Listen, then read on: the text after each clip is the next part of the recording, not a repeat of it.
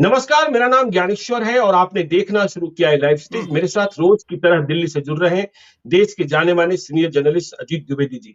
अजीत जी, नाना करते आज बिहार मंत्री परिषद का विस्तार हो ही गया, लेकिन बिहार मंत्री परिषद के विस्तार के पहले 10 घंटों में जो पॉलिटिकल ड्रामा हुआ, पहले लिस्ट आई, फिर कहा गया कि पीएम मोदी ने लिस्ट रोक दी है, वे खुद देखेंगे, फिर नामों पर फिर से सहमति बनाई गई। और जब मंत्री परिषद का विस्तार हुआ है, मंत्रियों ने शपथ ली है, तो कई चौंकाने वाले नाम और कई फैसले बीजेपी के वह यह दर्शा रहे हैं कि शीर्ष नेतृत्व क्या चाहता है। सबसे बड़ी बात कि बीजेपी ने अपने विधायकों से ज्यादा तवज्जो विधान परिषद के सदस्यों को दी है। और आज शपथ लेने वाले जो लोग हैं, उनमें 5 विधान पार्षद हैं। सम्राट चौधरी भी विधान पार्षद, उन्होंने पहले ही डिप्टी सीएम की शपथ ली थी। तो निश्चित तौर पर इसकी नाराजगी देखने को मिल सकती है। जीते हुए विधायक, उन्हें मौका नहीं मिला और विधान पार्षदों को मौका मिल गया। देखिए, यदि हम नाम लें तो हरीश सहनी को पुरस्कार मिला मुकेश सहनी के संघर्ष का। हरीश सहनी को पुरस्कार मिला मुकेश सहनी के एनडीए में नहीं आने का। क्या मैं सही हूं? बिल्कुल सही है ज्ञानेश्वर जी। जी। अब देखिए दिलीप हरीश जायसवाल, सहनी को इसी बात का मिला। अब देखिए हरीश सहनी, दूसरे विधान पार्षद दिलीप जायसवाल पार्टी भाजपा से बहुत लंबे अरसे से जुड़े हैं। वे किशनगंज अररिया या पूर्णिया, वहां से लोकसभा का चुनाव भी लड़ना चाहते थे, लेकिन दिलीप जायसवाल मंत्री बना दिए गए और तारकिशोर प्रसाद को फेल कर दिया गया। तारकिशोर प्रसाद 2020 में बिहार में एनडीए की सरकार में डिप्टी सीएम बने थे। तारकिशोर प्रसाद फेल, दिलीप जायसवाल पास। दिलीप जायसवाल को मंत्री पद की शपथ दिलाई गई। देखिए, तीसरे विधान पार्षद जनक राम पिछली सरकार में भी, जब एनडीए की सरकार थी, तो मंत्री बने थे। संतोष कुमार सिंह चौथे विधान पार्षद, इन्हें इस बात का पुरस्कार मिला कि इन्होंने राजद कांग्रेस के 4 विधायकों को तोड़ा। और 5वें विधान पार्षद मंगल पांडे, छठे सम्राट चौधरी तो पहले से हैं ही। तो ये 6 विधान पार्षद जीते हुए विधायकों की तुलना में विधान पार्षदों को अधिक महत्व, इसे आप किस रूप में देख रहे हैं अजीत जी? देखिए, जनरली ये होता नहीं है आमतौर पर, इस तरह से नहीं होता है, वो भी खासतौर से चुनावी साल में। जब चुनावी साल हो, लोकसभा का चुनाव अभी होने वाला हो और फिर उसके बाद किसी भी समय विधानसभा का चुनाव हो सकता हो, ऐसे में चुने हुए विधायकों को नहीं बनाना, ये एक बड़ा रिस्क टेकिंग है। बहुत बड़ा जोखिम उठाया है भारतीय जनता पार्टी ने। और ये देखिए, ये हमको इसमें, जब से हमने ये लिस्ट देखी है, कुछ हमको ये जो गुजरात मॉडल है गवर्नेंस का, सरकार के फॉर्मेशन का, उसकी झलक दिखाई दे रही है। आप देखिएगा, इस तरह की चीजें मध्य प्रदेश में भी हुई हैं, राजस्थान में भी हुई है। वहां इन तीनों राज्यों में कहीं विधान परिषद नहीं है, लेकिन ऐसे लोग ले आए गए जिनको पहले नहीं आजमाया गया था। बिल्कुल नए चेहरे ले आए गए, कुछ ऐसे लोग जिनको पहले नहीं आजमाया गया है। आप देखिए, बिहार में इस प्रयोग की शुरुआत 2020 में हुई थी, जब आजमाए हुए काफी लोग छोड़ दिए गए थे। सुशील मोदी को हटा करके और 2 नए लोगों को आजमाया गया था। अभी फिर नए लोग आजमाए जा रहे हैं, उन 2 और लोगों फिर को छोड़ पुराने, करके फिर नए लोग। देखिए 2020 की आपने चर्चा की, तब पुराने 2 ही लोग मंत्री बनाए गए थे, एक प्रमोद कुमार और मंगल पांडे। तो प्रमोद कुमार का पत्ता भी कट गया। देखिए, तब कहा गया था कि राधा मोहन सिंह का प्रभाव रहा, राधा मोहन सिंह के शिष्य प्रमोद कुमार, लेकिन प्रमोद कुमार को भी इस बार मौका नहीं मिला। तो विधान पार्षदों को तवज्जो, जीते हुए विधायकों को तवज्जो नहीं। तो ये बातें हैं। और हम यदि बात करें कि जिन्हें फेल कर दिया गया, तो नई सूची जो है और फेल होने वालों की लिस्ट भी लंबी है। प्रमोद कुमार को स्थान नहीं मिला, तारकिशोर प्रसाद मायूस रह गए, न्योते का इंतजार करते ही रह गए, जीवेश मिश्रा न्योते का इंतजार करते रह गए, राम सूरत राय। देखिए, नए मंत्री परिषद में बीजेपी की ओर से किसी भी यादव को मंत्री नहीं बनाया गया है, जबकि पिछली सरकार में राम सूरत राय प्रतिनिधित्व कर रहे थे। क्या यह माना जाए कि नंद किशोर यादव के मार्फत यादव कोटे की पूर्ति कर ली गई? देखिए, नीतीश कुमार की ओर से विजेंद्र प्रसाद यादव हैं, लेकिन बीजेपी की ओर से कोई यादव मंत्री नहीं। तो क्या यादव मतों की चिंता नहीं है? देखिए, रामप्रीत पासवान फेल हो गए, मंत्री नहीं बने। शहनवाज हुसैन, चर्चा ही नहीं होनी थी, ये तो बिहार विधान परिषद के सदस्य ही नहीं बनाए गए। अमरेंद्र प्रताप सिंह, शायद उम्र का ख्याल रखा गया होगा। आलोक रंजन झा, नारायण प्रसाद, ये लोग ऐसे हैं जिन्हें 2020 में एनडीए की सरकार में मंत्री बनाया गया था, लेकिन अब 2024 में मंत्री नहीं बनाया गया। और देखिए, एक और खबर, अरुणा देवी, जिसके बारे में कहा जा रहा है, जो सूचनाएं हैं कि पीएम ने लिस्ट मंगाई, सुबह अरुणा देवी को विजय कुमार सिन्हा की ओर से यह कहा गया था कि आपको पटना में ही रहना है। और इसके बाद मान लिया गया था कि अरुणा देवी भी मंत्री बनाई जा रही हैं, खबरें भी चलने लगी। अरुणा देवी कौन? बारसलीगंज की विधायक, अखिलेश सरदार की पत्नी, बाहुबली अखिलेश सरदार की पत्नी। यदि नवादा के संघर्ष की कहानी आपको याद है, तो अशोक महतो बनाम अखिलेश सरदार, कितने नरसंहार देखे थे। लेकिन अंतिम समय में अरुणा देवी का नाम कटा, जबकि विवेक ठाकुर कह रहे थे ये कैसे हो गया। विवेक ठाकुर चुनाव लड़ने की तैयारी कर रहे हैं नवादा से। विजय कुमार सिन्हा भी अबाक थे, लेकिन माना यह जा रहा है कि जो पीएम ने लिस्ट मंगाई और जो समीक्षा की गई, अरुणा सिन्हा का नाम कटा और रेणु देवी का नाम जुड़ गया। देखिए, तारकिशोर प्रसाद फेल कर दिए गए, लेकिन रेणु देवी, जो पिछली सरकार में डिप्टी सीएम थी, वो इस बार फिर से मंत्री बना दी गई। अजीत जी। तो देखिए ये पूरा प्रोसेस जो है, एक तो जैसे आपने बात ही शुरू की उस समय कहा कि आखिरकार ये एक्सपेंशन हुआ, मंत्रिपरिषद का जी। विस्तार हुआ। आखिरकार इसलिए करना पड़ा क्योंकि इतना ड्रामा, इतनी जद्दोजहद इसके पहले संभवतः कभी भी बिहार में सरकार बनाने के लिए नहीं हुई थी। हम्म। बीजेपी जेडीयू जब साथ होते हैं तब तो बिल्कुल भी जद्दोजहद नहीं होती है, दोनों तरफ की सूची आती है और सरकार बड़ी आसानी से, बहुत स्मूथ तरीके से सरकार बन जाती है, मंत्रियों के शपथ हो जाते हैं। लेकिन जी। इस बार ऐसा नहीं हुआ, तो उसका कारण चुनावी राजनीति है, चुनावी साल होना है कि अभी लोकसभा के चुनाव है, इमीडिएटली लोकसभा का कल ही चुनाव की घोषणा होनी है। कल 3 बजे प्रेस कॉन्फ्रेंस बुलाई है चुनाव आयोग ने, तो कल ही जी। चुनाव की घोषणा होनी है, इसका ध्यान रखना था। दूसरा, इससे बिहार की राजनीति का जो फॉल्ट लाइन है वो भी जाहिर हुआ है। बीजेपी को अब अंदाजा हुआ है कि उतना आसान नहीं है जितना आसान बाकी हिंदी पट्टी के राज्यों की राजनीति है, जहां बीजेपी हैंडपिक करती है, जिसको मन होता है उसको बना देती है। यहाँ बहुत जी। सारे अगर मगर होते हैं, बहुत सारे परम्यूटेशन कॉम्बिनेशंस देखने होते हैं, कास्ट का इक्वेशन बैठाना होता है। ये प्रयोग इसलिए हो रहे हैं, ये एक अंग्रेजी में कहा होता है ट्राइड एंड फेल्ड। तो जो ट्राइड, जिन लोगों का परीक्षण हुआ, टेस्ट हुआ, फेल हो गए, उन लोगों को छोड़ दिया गया। जो पहले से हो रहे थे, पिछली बार 20 में छोड़ा गया ज्यादा, काफी सारे लोगों को। फिर जो 20 जी। में बने उसमें से भी ज्यादातर लोगों को 2024 में छोड़ दिया गया। इसका हम्म। मतलब कि उनके काम काज का कोई इंप्रेशन जनता के बीच में नहीं बना है, जिसकी फीडबैक थी पार्टी है आला कमान को। और वो जी। फीडबैक कैसे गई होगी? लोकसभा चुनाव की तैयारियों के सिलसिले में विधायकों के कामकाज की भी फीडबैक मंगाई गई है।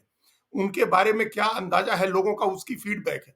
ये जो हम लोग पहले चर्चा कर रहे थे कि विधायक क्यों नहीं बनाए गए हैं, कई जगह विधायकों के बारे में ऐसी फीडबैक है कि उनसे नुकसान हो सकता है लोकसभा के चुनाव में।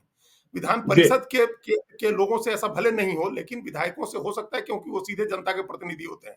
तो हम्म। उनकी जिन लोगों की निगेटिव फीडबैक होगी या एंटी इनकम्बेंसी होगी, उस एंटी इनकम्बेंसी, उस निगेटिव फीडबैक को खत्म करने के लिए भी विधान परिषद के लोगों को तरजीह दी गई है, क्योंकि उनका डायरेक्ट जनता से कोई लेना देना नहीं होता है। तो उनके जी। बारे में कोई धारणा जनता की नहीं होगी। पब्लिक मतदाता उनसे नाराज होना या खुश होने की कोई बात नहीं होगी, क्योंकि वो बहुत कम लोगों से उनका इंटरेक्शन होता है। दूसरे, इमेज को बहुत ध्यान में रखा गया है। अगर बिहार में बीजेपी को टारगेट करना है, लालू यादव और राजद के जंगल राज की बात फिर से उठानी है, तो कोई चेहरा ऐसा नहीं आना चाहिए है जिसको लेकर के बैकलैश हो, जिसको लेकर के कोई ऐसा जी। पलटवार दूसरे को करने का मौका मिले कि आप भी बाहुबलियों के परिवार को दिख दे रहे हैं, आप भी परिवार के लोगों को दे रहे हैं। इस तरह को कोई बैकलैश नहीं हो, इसका भी ध्यान रखना है। तो ये जी। समीकरण बनाने के चक्कर में, और देखिए ये समीकरण एकदम शीर्ष स्तर पर बना है। बिहार का जो हम्म। लीडरशिप है, उन लोगों ने हो सकता है कि इतनी बारीकी का ध्यान नहीं रखा हो, तभी पहली सूची फाइनल हो गई। लेकिन उस जी। सूची को रोका गया, टाला गया। आपने आपने हम सब लोगों ने देखा कि कल होनी थी शपथ, जो जी। गुरुवार की शाम को होनी थी शपथ, वो टल गई। शुक्रवार की सुबह होगी, वो भी टल गया। फिर शुक्रवार की शाम को समय टलता रहा कि 5 बजे, 5:30 बजे, 6:30 बजे। तो ये सब इसलिए होता रहा क्योंकि जो सूची बिहार प्रदेश ने तैयार की थी, उस सूची में लूप होल थे, उसमें फॉल्ट लाइन्स दिख रहे थे। इसलिए सीधे ऊपर से ये फैसला हुआ, इंटरवेंशन हुआ। और अब आगे ये इंटरवेंशन हम लोगों को टिकट वगैरह में भी, बंटवारे में भी साफ-साफ देखने को मिलेगा कि बिहार की कमिटी या बिहार के नेता जो सोच रहे हैं, उस तरह से काम नहीं होगा। इसमें जितने जी। जिस तरह से आपने नाम लिए, जो विधान परिषद का नाम है, जिन लोग मंत्री बने हैं, उसमें हम्म। देखिए हर किस तरह से कास्ट को पिक किया गया है, कास्ट का हाँ, कितना हरीश बैलेंस सहनी, उसमें रखा गया है। हरीश और सहनी, देखिए, दिलीप जायसवाल बिल्कुल वैश्य, जनक राम दलित, संतोष सिंह राजपूत, मंगल पांडे ब्राह्मण और सम्राट चौधरी पाले से ब्राह्मण, कुशवाहा। बिल्कुल, ये 6 के 6 देखिए ये किस तरह से चुना गया है। मतलब ये जी। पहले एक नज़र में देखिएगा ये रैंडम होगा, लेकिन ये रैंडम नहीं है, ये बहुत सुनियोजित है, जी। बहुत योजना के तहत एक-एक आदमी हैंड पिक किया गया है। कि एक हम्म। आदमी जब एमएलसी भी बनाते हैं, तब भी आप उस कम्युनिटी को एड्रेस करते हैं, उस कम्युनिटी के लोगों को एड्रेस करते हैं, उसके वोट को एड्रेस करते हैं, फिर उनको मंत्री बनाना। तो ये कास्ट का एक मैसेज देना हुआ उसके इसके जरिए। और देखिए जनक राम को भी बनाया गया और उसके बाद एक पासवान भी मंत्री बना लिया गया साथ के साथ, ताकि वो बैलेंस इस तरह से कहीं ये आउट ऑफ द लाइन नहीं लगे कि आपने एक को जी। तरजीह दी, दूसरे को नहीं दी। तो चाहे नहीं, दलित देखिए हो जनक या राम को लौकुश मंत्री का बनाकर दो समीकरण काम हो किया या गया ना। अगड़ी जातियों का जनक राम समीकरण को, हो, गैर जी यादव अजीत जी, पिछड़ी जनक, जाति का समीकरण, अब उस पर आते हैं जो आपने कहा कि यादव नहीं बनाया। तो जी। देखिए 2 यादव बड़े पोस्ट दे रखे हैं भारतीय जनता पार्टी ने। ऐसा नहीं है कि यादव को छोड़ रही है भारतीय जनता पार्टी। नित्यानंद हम्म। राय रिप्रेजेंट कर रहे हैं कम्युनिटी को और नंदकिशोर यादव भी रिप्रेजेंट कर रहे हैं कम्युनिटी को। ये दोनों बड़े जी। चेहरे हैं और हम्म। भारतीय जनता पार्टी की पहले तो नंदकिशोर यादव हैं और नित्यानंद राय हैं। तो ये जी। दोनों बड़े बड़े समय से, लंबे समय से रिप्रेजेंट कर रहे हैं पार्टी में उस कम्युनिटी को, यादव कम्युनिटी को। और हम्म। ये हम सब लोगों ने देखा है कि नित्यानंद राय को कितनी तरजीह दिया, कितना महत्व दिया है भारतीय जनता पार्टी ने। तो जो मैसेज होना है वो उसी से हो जाना है और बाकी जी। जब टिकट देंगे तो उससे मैसेज हो जाएगा। मंत्री बना करके उसको मैसेज देने की कोई जरूरत नहीं। वो बैलेंस कर दिया है बीजेपी ने कि हम्म। नंदकिशोर यादव बैठे हुए हैं, नित्यानंद राय केंद्र में मंत्री बैठे हुए हैं और जनता दल यू ने विजेंद्र प्रसाद यादव को पहले से मंत्री बना रखा है। अब बाकी टिकट देने के समय इस बात को जो अगर कमी अभी दिखेगी तो उसकी भरपाई टिकट देने के समय कर दी जाएगी। लेकिन एक मैसेज बहुत साफ होता है जो बीजेपी पॉलिटिक्स करती है कि जब गैर यादव पिछड़ी जाति की पॉलिटिक्स हो रही है तो वो भी दिखना चाहिए। गैर यादव जो बिल्कुल। पिछड़ी जातियां, उनमें भी एक मैसेज होना चाहिए कि हम्म। बीजेपी संतुष्टिकरण की राजनीति नहीं कर रही है। तो ये जी। तुष्टिकरण की राजनीति नहीं दिखनी चाहिए। जो देखिए हम्म। अभी हम लोगों ने देखा किस तरह से हरियाणा में हुआ। गैर जाट हम्म। राजनीति करनी है तो गैर जाट कर रहे हैं, वैसी गैर यादव करनी है तो गैर यादव कर रहे हैं। उसका भी एक मैसेज होना चाहिए। और बीजेपी को अपना फीडबैक है कि जब कम्युनिटी के लोगों को टिकट देंगे, यादव कैंडिडेट होगा तो उनको वोट मिलेगा। इसलिए मंत्री बना करके उससे कंपनसेट करने का उनको लगा कि ये बैकलैश हो सकता है, इसलिए उसको होल्ड किया गया, रोका गया। हो सकता है कि आगे जब विस्तार हो तो उसमें कभी चेंज हो तो उसमें मौका मिले यादव समाज के लोगों को। तो ये बहुत हैंडपिक किया हुआ है, एक एक नाम बहुत योजना के तहत चुना गया है। कास्ट का रिप्रेजेंटेशन हो, ज्योग्राफिकल रिप्रेजेंटेशन हो, कम्युनिटी का रिप्रेजेंटेशन हो, वो सब इसमें बहुत बारीकी से किया गया है और ये बहुत शीर्ष स्तर से किया गया है बीजेपी के। नहीं, ठीक है, तो शीर्ष स्तर पर किया गया। देखिए रामसूरत राय पहले विवादों में भी आ गए थे। अब यदि हम नए मंत्रियों की बात करें तो देखिए मंगल पांडे लगातार मंत्री बन रहे हैं। विभाग कौन सा होगा देखने की बात होगी। नीतीश मिश्रा, जगन्नाथ मिश्रा के बेटे, लंबे समय से प्रतीक्षा कर रहे थे। 2020 में मंत्री बनने का मौका नहीं मिला था।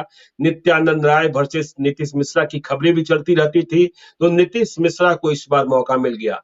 अंतिम समय में यह बात भी चल पड़ी थी कि नीतीश मिश्रा को न्योता ही नहीं मिला है, लेकिन अंतिम घंटी बजी और नीतीश मिश्रा दौड़ पड़े। तो देखिए नितिन नवीन बनना ही बनना था। संतोष सिंह हमने बताया ही बताया एमएलसी, रेणु देवी, जनक राम, केदार गुप्ता को मंत्री बनाया गया। देखिए वैश्य समुदाय से उधर आप नाम आपने सुना ही, दिलीप जायसवाल और फिर केदार गुप्ता। देखिए हरीश सहनी, दिलीप जायसवाल, कृष्णनंदन पासवान, नीरज सिंह बबलू और सुरेंद्र मेहता बेगूसराय के बछवाड़ा से चुनाव जीतते हैं। लेकिन देखिए कुछ ऐसे नाम भी थे जिनके बारे में यह तय माना जा रहा था, जैसे श्रेयसी सिंह, जमुई की विधायक। लेकिन लोग कह रहे हैं कि देखिए यह माना गया कि श्रेयसी सिंह जमुई से हैं और सुमित सिंह निर्दलीय, वो भी बिहार सरकार में मंत्री हैं। फिर कैसे यह संभव होता? और श्रेयसी सिंह और पुतुल सिंह के बारे में, श्रेयसी सिंह की मां के बारे में यह चर्चा भी चल रही है कि यदि बांका किसी बीजेपी के खाते में गई, देखिए कई सीटें ऐसी हैं जो बीजेपी लेना चाहती है। बांका की बात तो हम बहुत मजबूती के साथ नहीं कर रहे हैं, लेकिन भागलपुर, खगड़िया, जहानाबाद ऐसी सीटें हैं जिस पर बीजेपी की नजर है। भागलपुर में वह किसी गंगोता जाति की नेत्री को चुनाव लड़ाना चाहती है बीजेपी। प्रेम मीरा का नाम आ रहा है, उनके पति पवन मिश्रा हैं, वह ब्राह्मण और गंगोता का मिलन भी है, तो वहां भी चर्चा है। इसके अलावा जो खबरें आ रही हैं कि खगड़िया खगड़िया सम्राट चौधरी चाहते हैं कि खगड़िया यदि हम पावर में हैं तो खगड़िया मेरा हो और बीजेपी वहां चुनाव लड़े। ठीक इसी प्रकार जहानाबाद के बारे में जो खबर है कि नीतीश कुमार चंद्रेश्वर चंद्रवंशी को बदलना चाहते हैं, लेकिन बदल कर इसे बनाएंगे। तो ऐसे में भाजपा चाहती है कि मुझे दे दीजिए, तो ये है। लेकिन चलिए, तो अभी हम मंत्रिपरिषद पर बात कर रहे थे। तो नए मंत्री मंगल पांडे बन गए, नीतीश मिश्रा बन गए, नितिन नवीन बन गए, संतोष सिंह बन गए, रेणु देवी, जनक राम, केदार गुप्ता, हरीश सहनी, दिलीप जायसवाल, कृष्णनंदन पासवान, अरुणा देवी, नीरज सिंह बबलू और सुरेंद्र मेहता। अब यदि हम जेडीयू की बात करें अजीत जी, जेडीयू ने नए प्रयोग नहीं, जेडीयू ने पुराने साथियों पर भरोसा किया और जेडीयू से विधान पार्षद सिर्फ दो ही, स्वयं नीतीश कुमार और दूसरे अशोक चौधरी। तो इसके अलावा किसी और विधान पार्षद को मौका नहीं दिया गया है। लेकिन देखना यह होगा कि नीतीश कुमार ने कंप्लीट कर लिया, मंत्रिपरिषद का विस्तार कर लिया और जो मंत्री बनाए गए हैं, लेसी सिंह नीतीश कुमार की बहुत मजबूत साथी हैं, हर मंत्रिपरिषद में रहती हैं। मदन सहनी ये भी पुराने हैं, शीला मंडल, जमा खान बसपा से आए थे। अब देखिए, बिहार के मंत्रिपरिषद में अकेले अकलियत समाज के मंत्री होंगे, शाहनवाज हुसैन रहे नहीं। जयंत राज कुशवाहा, सुनील कुमार, जिनके बारे में कहा जा रहा है कि इन्हें शिक्षा मंत्री बनाया जाएगा, तो रत्नेश सदा और महेश्वर हजारी। नीतीश कुमार ने नया प्रयोग नहीं किया। महेश्वर हजारी एक नए आए हैं, बिहार विधानसभा के उपाध्यक्ष पद से इस्तीफा दिया था। लेकिन समझने की ये बात है कि जब मंत्रिपरिषद का विस्तार हो गया, नीतीश कुमार की पार्टी में भूचाल तो आना ही आना, क्योंकि बीमा भारती, संजीव सिंह भी इसी बात का इंतजार कर रहे थे। उनकी दो ही ख्वाहिश तो थी, या तो मुझे मंत्री बना दो या मुझे खगड़िया से चुनाव लड़ा दो। बीमा भारती इसी बात को लेकर, लेकिन देखिए, जब बीजेपी ने अखिलेश सरदार की पत्नी अरुणा देवी का नाम अंतिम समय में काट दिया, तो नीतीश कुमार अवधेश मंडल की पत्नी बीमा भारती को कैसे मंत्री बना सकते थे। लेकिन अब असंतोष का जो सुर है वह जेडीयू के भीतर बढ़ सकता है, क्योंकि बहुत सारे लोग तो इस बात के इंतजार में बैठे थे कि हमें मंत्री पद तो मिलेगा ही मिलेगा, और इसका असर लोकसभा चुनाव में, चाहे बीजेपी की बात हो चाहे जेडीयू की बात हो, दिखने को मिलेगा। देखिए ज्ञानेश्वर जी, एक राजनीति में एक ट्रिक आजमाते हैं, सारे नेता आजमाते हैं। जब लगे कि जी। बगावत की स्थिति है, नाराजगी हो सकती है, तो फिर यथास्थिति रख दी जाती है। हम्म। यथास्थिति का मतलब होता है कि फिर उससे नाराजगी नहीं होती है, उससे लोग संतोष कर लेते हैं। पहले से ही लोग संतोष किए होते हैं कि भाई, लोग मान के बैठे होते हैं कि यहीं बनेंगे। जब वहीं बन जाते हैं तो नाराजगी कम हो जाती है। उसके बदले अगर कोई नया आदमी बना दीजिएगा तो उस नए आदमी को लेकर के ज्यादा नाराजगी होती है। ये बड़ा आजमाया हुआ ट्रिक है, बहुत आजमाया हुआ, और इतना फ्रिक्वेंटली इस्तेमाल होता है पॉलिटिक्स में। अभी आपके बगल के राज्य में कांग्रेस ने इसको इस्तेमाल किया है। जी। झारखंड में जब मुख्यमंत्री बदले, हेमंत सोरेन की जगह जब चंपई सोरेन मुख्यमंत्री बने, तो कांग्रेस के चारों मंत्रियों के खिलाफ बगावत थी और बाकी 12 लोग एकजुट हो गए थे और कह रहे थे कि चार हम में से किसी चार को मंत्री बनाइए, पुराने लोगों जी। को बदलिए। लेकिन हम्म। दिल्ली में बैठक हुई और कांग्रेस नेतृत्व ने तय किया कि जो चार लोग पुराने हेमंत सोरेन के मंत्रिमंडल में थे वही चारों फिर मंत्री बनेंगे, और हम्म। उन्हीं चारों को रिपीट कर दिया गया। एक भी नया मंत्री नहीं बनाया गया और जी। कोई बगावत नहीं हुई, सारे लोग चुपचाप चले गए। अगर आप हम्म। किसी नए को बनाए होते तो पुराने लोग अलग नाराज होते और फिर नए लोगों में जो नहीं बन पाते वो अलग नाराज होते। तो एक अतिरिक्त नाराजगी होती है, अतिरिक्त बिखराव की संभावना बनती है। तो यथा स्थिति रखना हमेशा राजनीति में एक आजमाया हुआ ट्रिक होता है और हमेशा सफल होता है। तो जी। नीतीश कुमार का वही वही दाव चला जो बहुत आजमाया हुआ है, और उसकी हम्म। सफलता का प्रतिशत लगभग 100% है। तो उन्होंने सारे उन लोगों को बना दिया। महेश्वर हजारी भी उपाध्यक्ष थे और पहले मंत्री रह चुके हैं, अच्छा बड़ा बिल्कुल। मंत्रालय वो संभाल चुके हैं नीतीश कुमार की सरकार में। तो उनको बनाने को लेकर के कोई नहीं होगी नाराजगी, और वो जिस समाज को का प्रतिनिधित्व करते हैं उसकी वजह से आज कोई भी एक जोखिम नहीं लेता है नेता बोलने का, तो वो नहीं बोलेगा। तो उनके यहाँ अगर बगावत होनी भी होगी तो वो जो नोन फेसेज हैं, जिनके बगावत जी। की संभावना हम लोगों ने बहुमत साबित करने के समय देखी थी, वो हम्म। लोग हो सकते हैं। उसके और दूसरे कारण भी हैं, मतलब सिंपल खाली मंत्री पद का कारण नहीं है। तो ये जी। एक बहुत ही जो सफल जो रास्ता होता है वो अख्तियार किया है, जिसका सफलता का प्रतिशत अच्छा है।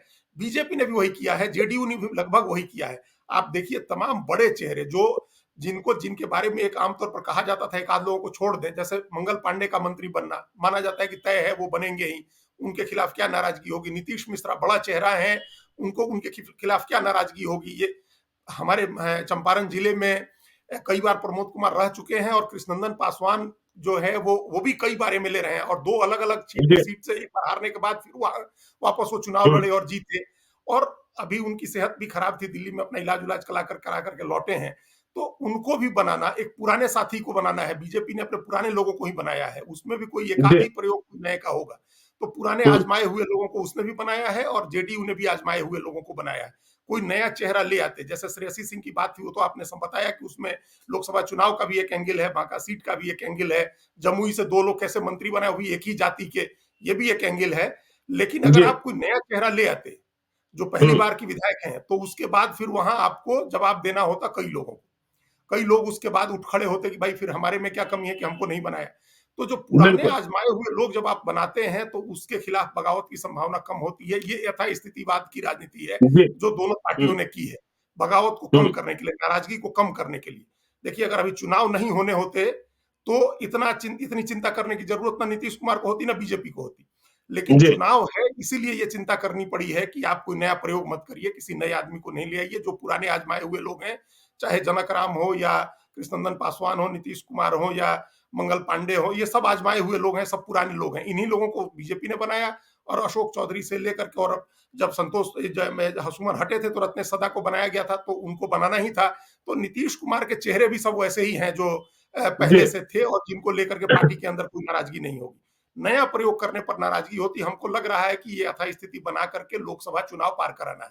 नहीं ठीक लोकसभा है चुनाव अजीत जी के बाद आपका, इसमें चेंजेस हो सकते हैं। नहीं अजीत जी आप ठीक कह रहे हैं, यथास्थिति बात की बात करें, नीतीश कुमार ने तो इसका पालन किया, लेकिन बीजेपी ने कहां पालन किया। प्रमोद कुमार, तारकिशोर प्रसाद, जीवेश मिश्रा, राम सूरत राय, रामप्रीत पासवान, अमरेंद्र प्रताप सिंह, आलोक रंजन झा, नारायण प्रसाद की छुट्टी कर दी। तो क्यों छुट्टी कर दी? ये तो अपने नेतृत्व से सवाल पूछेंगे, हम में क्या कमी थी। और पब्लिक परसेप्शन तो यही बनेगा कि इन लोगों ने पिछली सरकार में बेहतर काम नहीं किया था, इसलिए इन्हें इस बार मौका नहीं मिला। और जब ये नाराज होंगे, तो लोकसभा चुनाव में तारकिशोर प्रसाद, जब महागठबंधन की सरकार थी, तो वे कटिहार से लोकसभा चुनाव लड़ने की तैयारी भी कर रहे थे, लेकिन कटिहार किसी तो जेडीयू के खाते में है, तो वह तैयारी भी धरी की धरी रह गई। और यह और भी ज्यादा तकलीफ दे होगा उनके लिए कि रेणु देवी बन गई, जो दूसरी डिप्टी सीएम थी, और तारकिशोर प्रसाद नहीं बने। तो नीतीश कुमार ने यथास्थितिवाद का पालन किया, लेकिन बीजेपी ने पालन नहीं किया। बीजेपी इन विधायकों को, जिन्हें मंत्री नहीं बनाया गया, जो पिछली सरकार में मंत्री थे, उन्हें क्या जवाब देगी? देखिए, ये बीजेपी और जेडीयू का भी फर्क है। जेडीयू की तरफ जी, बीजेपी विधायकों को लेकर के बहुत वल्नरेबल नहीं है। चिंतित उसको नहीं ये नहीं रहती लग रहा है है। कि विधायक छोड़ देंगे या उसके विधायक जी, नाराजगी जताएंगे। बीजेपी में नहीं होता है ये, जो हम लोग कई बार पहले जी, भी चर्चा करें। बीजेपी में कोई आउटगोइंग नहीं है कि आप अब कहाँ चले जाएंगे छोड़ करके। हम्म, बीजेपी छोड़ करके लोग नहीं जाते हैं, जाते हैं तो ज्यादा सफल नहीं होते हैं। ये एक पूरे देश में इस बात को लोग मानते हैं। इसलिए जी, बीजेपी किसी विधायक की चिंता नहीं करती। आप देखिए ना, कितने राज्यों में मुख्यमंत्री को हटा दिया उठा करके, और कोई सवाल थोड़े पूछ रहा है कि मुख्यमंत्री क्यों हटा, हमको हम्म, क्यों हटा दिया। वहां कोई सवाल नहीं पूछता है। तारकिशोर प्रसाद को बना दिया गया था, यही बड़ी बात थी। तो अब वो क्या शिकायत करेंगे कि हमको इस बार क्यों नहीं बनाया। उनको भी हम्म, पता था कि वो कहाँ फेल हुए हैं। देखिए, पिछले बार भी जब सरकार बनने की बात हो रही थी, तो तारकिशोर प्रसाद को थोड़ा दिल्ली की बैठक के लिए बुलाया गया था। वहां रेणु देवी बैठक में थी। तब भी से लग जी, रहा था कि रेणु देवी की स्थिति मजबूत है, महिला है, और वो जिस जाति को रिप्रेजेंट कर रहे हैं, अति पिछड़ी जाति को, उसकी जरूरत है भारतीय जनता पार्टी, उसकी पॉलिटिक्स कर रही है। तो इसलिए जी, वो आई है। और हम्म, बीजेपी ने, यथा बीजेपी की मजबूरी नहीं है, नीतीश कुमार की मजबूरी है। तो उनके यहाँ कम विधायक हैं, वल्नरेबल हम्म, वल्नरेबल है, विधायक लोग छोड़ के जाने के लिए हैं, कमजोर हो रही है पार्टी। बीजेपी के साथ जी, ये संकट है। बीजेपी को ज्यादा जवाब देने की जरूरत नहीं होगी। ये लोग चूंकि सवाल भी नहीं पूछेंगे, लोग ये पार्टी का, बीजेपी की जो सबसे बड़ी चीज है, जो राजनीति में बहुत रेयर है, वो अनुशासन है। वो हम लोग देखते हैं, हम्म, एक बीजेपी में देखते हैं, एक लेफ्ट पार्टियों में देखते हैं कि अनुशासन है। जिसको बना दिया वो बन गया, जो नहीं बना वो भी अपने काम में लगा हुआ है। तो वो जी, अनुशासन का पालन करते हैं लोग। पीछे आरएसएस की भी ताकत रहती है, वहां भी समझाया जाता है लोगों को। वो नहीं बनाया। लेकिन यथास्थिति नहीं, यथास्थितिवाद का पालन नहीं किया बीजेपी ने। लेकिन जिन लोगों को लाया गया है, वो कोई नए चेहरे नहीं है। उसमें जो हम्म, लोग आए हैं, वो पुराने आजमाए हुए चेहरे हैं, और बड़े नेता की एक छवि उन लोगों की रही है। तो उन्हीं लोगों को ले आया गया है। अगर वहां नए लोग ले आए रहते, तो फिर जवाब देना होता है, फिर इन पुराने लोगों जी। को जवाब देना होता है, जो पुराने लोग हैं जिनको को लाया गया, अगर इनको नहीं बनाते तो इनको जवाब देना होता है। जैसे नितिन नवीन ओल्ड हैंड है बीजेपी के, पिताजी उनके बीजेपी के नेता थे, ओल्ड हैंड है, पुराने, पिछली बार बहुत इंपॉर्टेंट पोर्टफोलियो उन्होंने हैंडल किया सड़क जी। परिवहन का, रोड कंस्ट्रक्शन डिवीजन जो डिपार्टमेंट है, तो इसीलिए उनको फिर छोड़ते तो फिर जवाब देना होता, चूंकि पटना में फिर आपके पास कौन है, किसके थ्रू आप राजनीति करेंगे, पटना में जो मिडिल क्लास की पॉलिटिक्स है या फॉरवर्ड की पॉलिटिक्स है, उसके लिए भी जरूरी है। मंगल पांडे पुराने ओल्ड हैंड हैं, तो ये इस तरह के लोगों को बनाया है, मतलब ऐसा नहीं बनाया कि कोई नया रैंडम किसी को ले आके रख दिया जो बीजेपी करती है दूसरे राज्यों में, जहां उसका अपना जी। पूर्ण बहुमत होता है, उन राज्यों में रैंडम कोई भी चेहरा ले आकर के बना दिया जाता है, वो जोखिम हम्म। बीजेपी ने नहीं लिया। जो लोग आजमाए हुए लोग हैं या जिनके बारे में एक आम धारणा रहती है कि बीजेपी की सरकार बनेगी तो ये बनेंगे ही, जनरली हम देख रहे हैं कि वैसे ही लोगों को उन्होंने बीजेपी ने चुना है मंत्री बनाने के लिए। तो ये भी हम्म। एक है कि पार्टी के अंदर जो डिस्ग्रंटल ग्रुप हो सकता था, लोग हो सकते थे नाराज, उनकी नाराजगी कम करने के लिए पुराने लोगों को बनाया है। अब ये लोग कंटिन्यू करेंगे, लोकसभा चुनाव के बाद क्या होगा, कब फिर विस्तार होगा, कब फिर बदल होगी, वो अलग चीज है, लेकिन लोकसभा चुनाव तक चाहे बीजेपी की लिस्ट देखें या जेडीयू की, दोनों की कोशिश यही है कि पार्टी के अंदर कोई आंतरिक विभाजन, कोई आंतरिक टकराव, नाराजगी कम से कम हो, इसकी कोशिश की गई है। और वो जी। कोशिश एक तरफ उसने यथास्थितिवाद अपना करके किया है जेडीयू ने, और बीजेपी ने पुराने ओल्ड हैंड्स जो हैं उनको आजमा करके किया है, चाहे वो पिछली सरकार में थे या उसके पहले की सरकार में थे, उन लोगों को ले आकर के बनाया गया है। जो लोग पहली बार बने हैं वो भी पुराने नेता हैं, कई बार के विधायक हैं, एमपी हैं, जनक राम तो एमपी भी रहे हैं। तो वो ऐसे नेता को बनाया है जिनको लेकर के ज्यादा नाराजगी नहीं हो, पार्टी काडर में भी और नेताओं में भी, विधायकों में भी। नहीं, ठीक है अजीत जी, लेकिन जब मंत्रिपरिषद का विस्तार चल रहा था तो हम डिजिटल प्लेटफॉर्म पर, सोशल मीडिया के कई पेजेस पर यह देख रहे थे, अरुणा देवी को तो ठीक है नहीं बनाया गया, अखिलेश सरदार की जो हिस्ट्री सीट है वह उनके खिलाफ गई। लेकिन पिछली सरकार में, एनडीए सरकार में, भूमिहार जाति के 3 थे। मतलब हिस्सेदारी की बात करेंगे तो विजय कुमार सिन्हा विधानसभा अध्यक्ष थे, जिवेश मिश्रा बीजेपी के कोटे से मंत्री थे, और विजय कुमार चौधरी जेडीयू के कोटे से मंत्री थे। तो क्या इस बार एक डिप्टी सीएम को 2 मंत्रियों के बराबर मान लिया गया? विजय कुमार सिन्हा अकेले रह गए। यह नाराजगी कई सोशल मीडिया के पेजेस पर अभी से दिखाई पड़ रही है। पहली बात भूमिहारों का रुआसापन, और दूसरी बात आपने महिला की बात की। देखिए कहां हम बात करते हैं 33% की। बीजेपी ने सिर्फ एक रेणु देवी को बनाया। नीतीश कुमार ने भले 2 महिलाओं को मंत्री बना दिया, लेसी सिंह और शीला मंडल। तो भूमिहार क्या एक डिप्टी सीएम 2 मंत्री के बराबर? और महिलाओं का प्रतिनिधित्व, इस पर भी चर्चा करें ना। देखिए ज्ञानेश्वर जी, ये बात तो ठीक है, ये हर जाति को लेकर के अभी आएगा, और ये आपने कहा कि जो सबसे कमिटेड कास्ट है पॉलिटिकली बीजेपी के साथ, उसके साथ इस तरह का ये सवाल उठेगा, लेकिन ये ज्यादा देर तक नहीं चलेगा। आप देखिएगा कि अभी उसकी भरपाई लोकसभा चुनाव में एक टिकट अतिरिक्त दे करके कर दी जाएगी।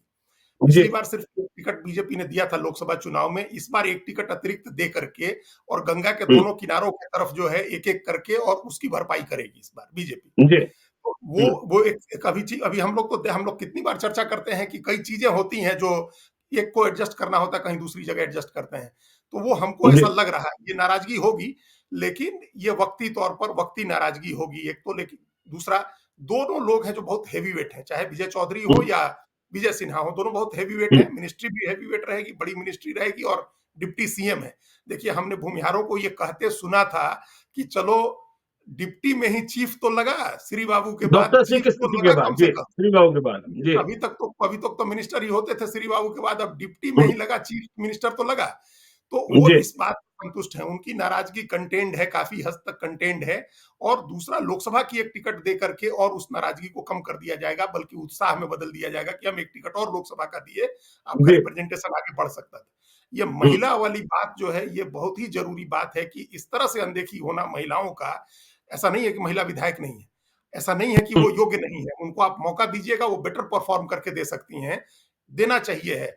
और जब जब प्रधानमंत्री नारी शक्ति वंदन कानून ले आए, जब केंद्र में नई संसद भवन में पहला जो प्रस्ताव आया, पहला बिल आया, वो नारी वंदन कानून, नारी शक्ति वंदन कानून आया, महिलाओं को 33% आरक्षण देने का बजाबता कानून बन चुका है, लागू जी। परिसीमन के बाद होगा।